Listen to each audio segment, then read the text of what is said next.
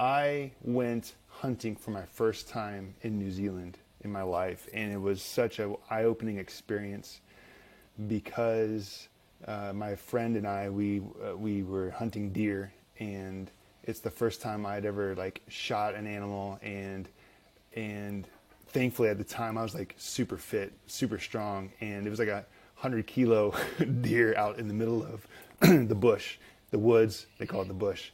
And so I had to carry it to our four-wheeler, which was like a couple miles away. But man, just to experience this.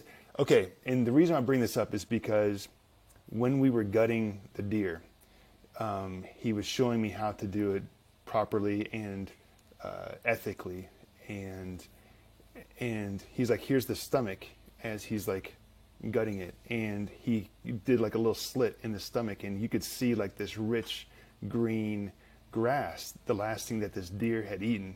And it's kind of weird because it's like, it gives me goosebumps right now because it had a big impact on my life. And the reason I mention that is because I feel like people, so many times, like when you're eating and the type of stuff that you put into your body, you have like this disconnect of like, if you eat a Twinkie and once it passes your mouth, you kind of forget about it. You're like, oh, it tastes good, whatever. But then you forget that actually it has to pass through the rest of your body. And you're like, wait a second, like, if I were to just like slit open my stomach and see like the Twinkie inside my stomach, like, you're like, it doesn't just disappear, right? Like, it actually has an effect on the rest of your body.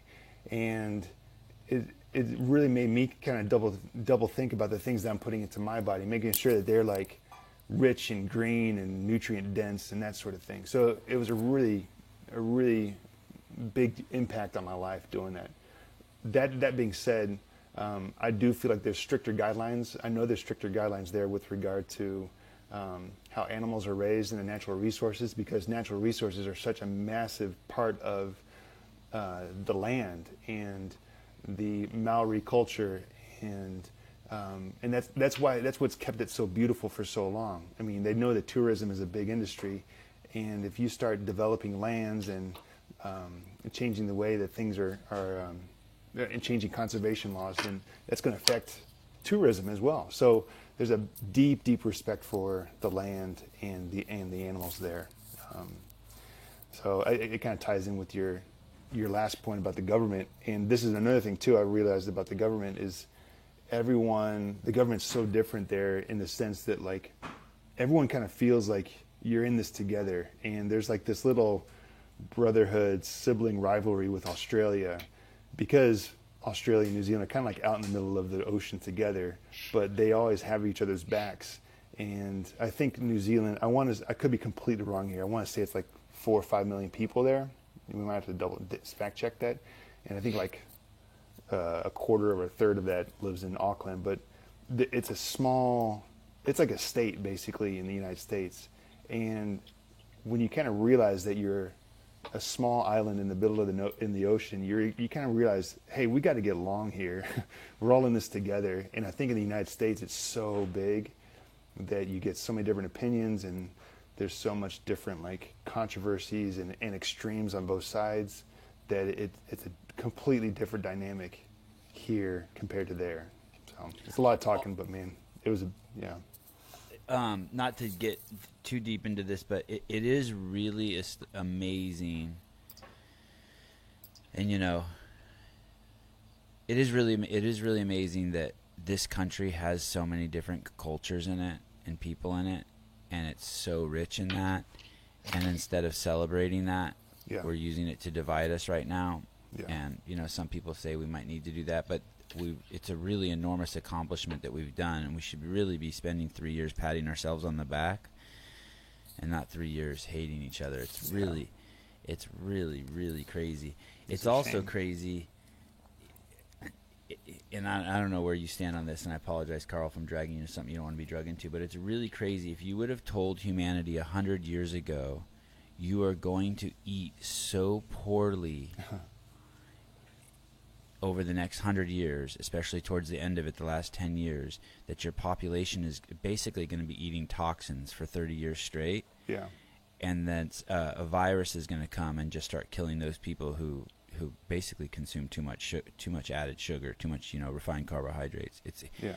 I actually lie in bed sometimes and think about that. It's because I see people online making fun of CrossFit or making fun of the fact that diet could save the world, but I've been doing I really don't know a single CrossFitter, and when I mean a CrossFitter, someone who practices the protocol of the nutrition and the movement who's died. I haven't heard of it. Mm-hmm. We had the one guy from Belgium die. He was Italian. He was clearly obese. But it's just amazing that the world isn't just like, oh, wait a second. Mm-hmm. I mean, and no one's hiding it. The CDC's not hiding it. WHO's not hiding it. Yeah. No, they're just not talking about it, but they're not hiding it. You can go to their website and see that, oh my God, it's really just obese people or people who consume too much sugar who are dying. And I know there's someone who's listening who's like, well, no, wait a second. I saw this one guy that blah, blah, blah. I don't want to hear about the one guy. Right. I'm talking about, like, I know a guy who fell down the stairs and died too. You know what I mean? I know more guys. I know more guys that fell down. I don't know them, but I can go on the internet and find more people who fell down the stairs and died than healthy people who died from SARS-CoV-2. And it's just... It's crazy, and people from New Zealand and Australia will be like, "Oh, you guys really fucked up the lockdown. If your country didn't do this, and this, you guys would have gotten out of it like we did." And I want to be like, "You have no idea what you're talking about. We have more people. Yeah. We have more people with type 2 diabetes than you have in both of your countries combined, total population." Mm-hmm. You know what I mean? It's just like, and it's and I live in probably one of the most healthiest cities in the world because it's on the beach and people want to look good, and it's still, you can't go into a Starbucks without 80% of the people being just crazy obese. It's just become a baseline. We've accepted being unhealthy and sick, and then our poor hospitals are having the pressure put on them to heal these people, but they don't have the cure. They don't have the cure. You need someone to teach you how to eat. You need a good community to support you. Yeah, it's a lifestyle. Mm-hmm. Yeah, no, it's all I can do is just agree with what you said. Like, really, you nailed it. And it's I think these people are dying unnecessarily. Yeah. We've been in lockdown for a year, and in 21 days they could have just stopped eating sugar and refined carbohydrates. There's tons of resources, and they would be fine. I think it's like two things, right? It's number one, I think it's greed and it's money and it's propaganda, not necessarily propaganda, but that there are certain agendas that are being pushed primarily because of money, and it's through the government. Right. And people want to make a living. Yeah, and also I think it comes also down to the truth, that people, the truth hurts, and people want to look at the feelings of the people who might be obese, and it's love all body types, and I mean, don't get me wrong here. Again, I do love everybody for the most part, but it's like you still got to take care of your body, And we're in survival mode. You got to put your feelings aside for a second. Yeah. One of the dumbest things when I was in college, I could never get my head wrapped around this. On every street corner, I don't know if it's like this in where you live, but in California, I don't know. Do you remember those yellow things that are on every street corner? Like where you go to cross the street and they're made of plastic and they're really bumpy. Yep. I think they're supposed to be for blind people. Yep. Mm-hmm. Those have got to be the dumbest fucking things in the world. Those are indicative of how stupid we are as society. Because when those get wet, they are the most dangerous things to stand on or ride your bike on. Yeah. So you have these communities with massive biking populations like Berkeley and Santa Barbara, and then you have this thing on them that if you're on your bike and you hit that thing, and you just turn just a little bit, you're toast. Or I mean, even a wheelchair, or like even a blind guy or not a blind guy. Those things. I mean, when I see stuff, our society doing stuff like that, I'm like, how does that happen? Mm-hmm. How does every street corner in California have something that's dangerous to stand on when it's wet? Yeah, but it's supposed to help you. Do you know what I'm talking about? Yeah, it's like I've crashed on. It's idiocy. No, it's it's like where you're trying to cater to 1 or 2% of the population, and by doing so, you kind of ruin things. You make things worse for the entire population. Yeah. Yeah.